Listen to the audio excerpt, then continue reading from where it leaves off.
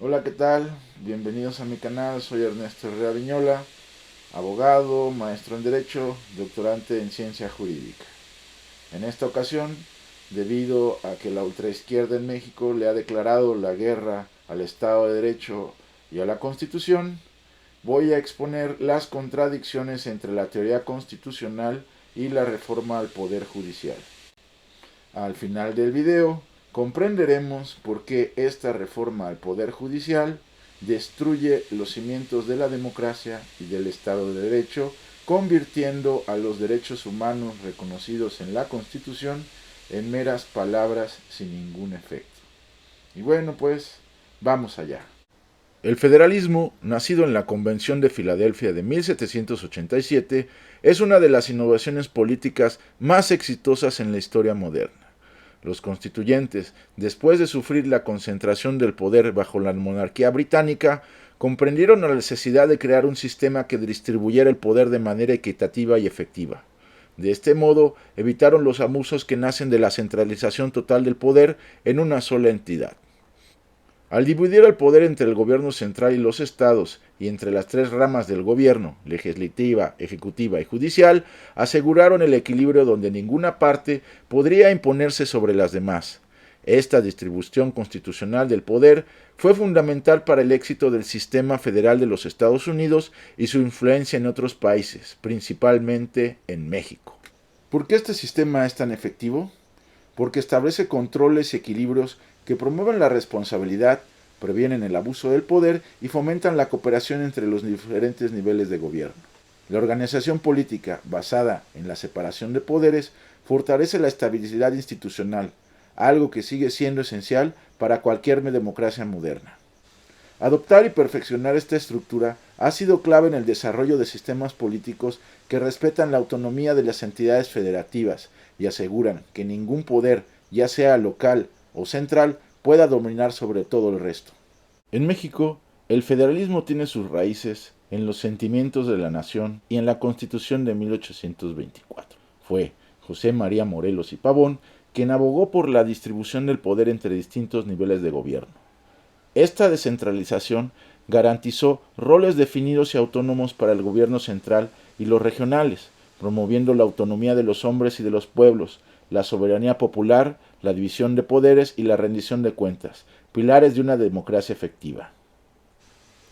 La visión de Morelos sobre la división de poderes fue crucial para construir una nación basada en la libertad, la justicia y la igualdad. Su insistencia en mantener separados los poderes refuerza tanto el federalismo como la independencia judicial, pilares fundamentales para una gobernanza democrática y transparente. El siervo de la nación tenía una visión clara. Para que un país funcione de manera justa y eficiente, es esencial que los poderes del Estado estén claramente divididos y operen de manera independiente. Esta estructura no solo previene la concentración del poder, que puede conducir a abusos y corrupción, sino que también fomenta una gestión pública más equilibrada y representativa. Implementar esta separación de poderes no es solo una cuestión de organización gubernamental, es una garantía de que los derechos de los ciudadanos serán protegidos y de que la justicia será administrada sin favoritismos. En una democracia donde el poder emana del pueblo, es imperativo que este poder sea ejercido de manera transparente y responsable. Por ello, el gran Morelos, siervo de la nación, decía: la libertad solo para los que apoyan al gobierno, solo para los miembros de un partido, por muchos que sean, no es libertad en absoluto. Como podemos entender, el gran Morelos, el verdadero siervo de la nación mexicana, estaría en contra de la reforma al Poder Judicial. Pero, ¿cuáles son los principios del federalismo que está vulnerando esta reforma? Número uno, que en una república todo el poder delegado por el pueblo se concentra en un solo gobierno y para evitar los abusos de este se subdivide en diferentes departamentos. Esto garantiza una doble seguridad para los derechos del pueblo. Los gobiernos se controlan mutuamente y a su vez cada uno se regula internamente.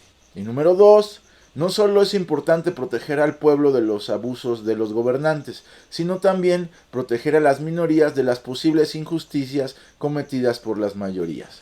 Dado que existen diversos intereses en las diferentes clases sociales de los ciudadanos, si una mayoría se une en torno a un interés común, podría poner en peligro los derechos de las minorías.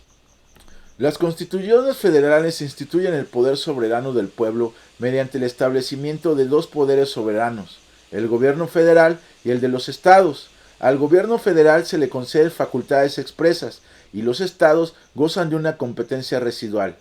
La defensa y las relaciones con el exterior se asignan al gobierno central federal y al gobierno de los estados cuestiones como la cultura, la seguridad local y la educación. En este punto es crucial el control constitucional o la revisión judicial de los actos del Poder Ejecutivo y de las leyes del Poder Legislativo.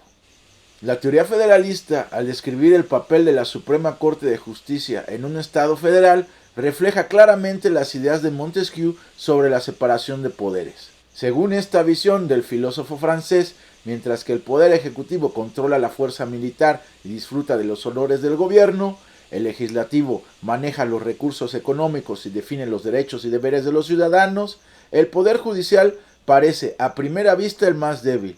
No tiene control ni sobre las armas ni sobre el tesoro y no toma decisiones activas en términos de gobierno o de política. En términos estadísticos, cuando el Poder Judicial comete un error, este fallo solo afecta a un caso particular.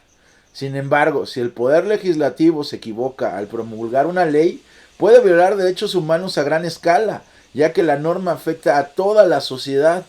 Por su parte, si el Poder Ejecutivo falla, sus decisiones o decretos también pueden impactar a la mayoría de ciudadanos, ya que influyen directamente en la vida de estos a través de la aplicación de leyes y actos de autoridad. Esto significa que, en comparación con los otros poderes, el costo del error o falso negativo en el Poder Judicial es estadísticamente menor. Las decisiones judiciales afectan a casos individuales, mientras que los errores del legislativo o del ejecutivo pueden tener consecuencias más graves y extensas para la población en general. Un ejemplo de esto es el caso de Roe contra Wade, donde una decisión judicial específica sobre los derechos reproductivos afectó a una cuestión particular de derechos individuales. En contraste, cuando un poder legislativo aprueba leyes que, por ejemplo, limitan las libertades civiles o restringen el derecho al voto, estas leyes pueden perjudicar a millones de personas simultáneamente. Esto subraya la importancia de un poder judicial sólido, ya que aunque sus fallos pueden ser revisados o corregidos, su margen de error e impacto es mucho más limitado que el de los otros dos poderes. Sin embargo, el verdadero poder radica en su capacidad para interpretar y aplicar la ley con imparcialidad. El Poder Judicial, aunque no tiene medios coercitivos directos, depende del Ejecutivo para hacer cumplir sus sentencias. Esta colaboración entre poderes es vital, ya que asegura que las sentencias judiciales tengan un impacto real y concreto en la sociedad. Por ejemplo, en el caso Culpers vs. Aaron, el distrito escolar de Little Rock, respaldado por la mayoría popular, intentó resistir la orden federal de desegregación establecida por la Suprema Corte en Estados Unidos, en el caso Brown contra el Board of Education. Aunque la Corte había decretado la inconstitucionalidad de la segregación escolar bajo la 14ª enmienda, no había dado claras las directrices sobre cómo implementarla, lo que permitió una resistencia local.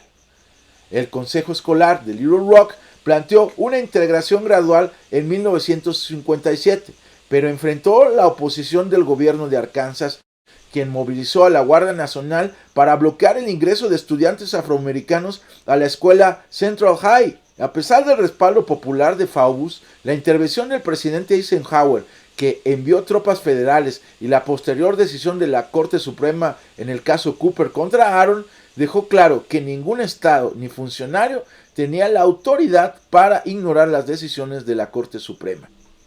Este caso subraya el principio fundamental de la división de poderes y del Estado de Derecho. El Poder Judicial, como máximo intérprete de la Constitución, debe de ser respetado, incluso cuando el Ejecutivo o el Legislativo intenten contradecir sus decisiones.